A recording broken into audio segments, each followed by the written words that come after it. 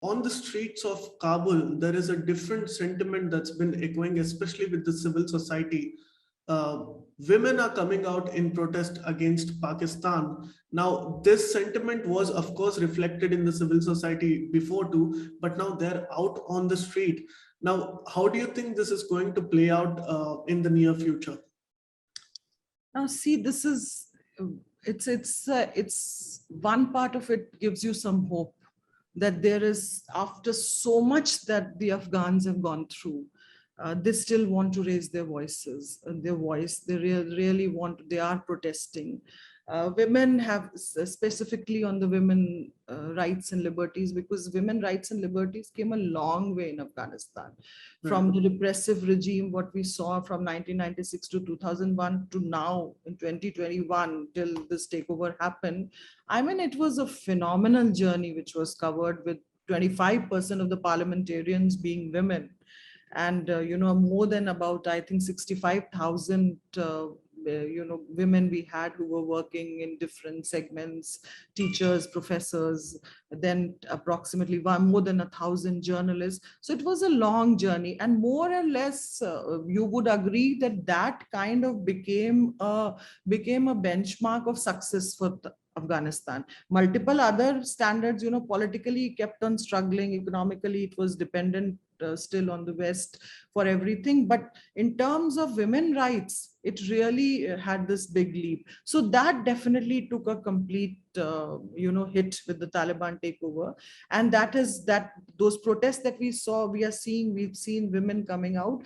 And Afghans have always, that factor about Pakistan, the negative sentiment about Pakistan has always been in Afghanistan. Even in the personal, professional interactions, I've always seen all the reports. The political leadership never was in sync with Pakistan. We have seen from, the Ghani, multiple statements coming out, then Amarullah Saleh. So, and because for Pakistan, a political regime was never something which was the democratically elected regime, which was close to India, was not something which was acceptable. And that is why this whole issue about getting them off the seat and bringing Taliban has been one of the major policies with Pakistan. Now, how far it will go, it's a good sign that it's happening, but how far it can go without the international support, I doubt. The protest needs the support from the international community. The international community needs to come out and say that this is not acceptable. And there will be fallouts on the Taliban government in terms of isolations or sanctions on Afghanistan and Pakistan also. Then these protests will have an impact.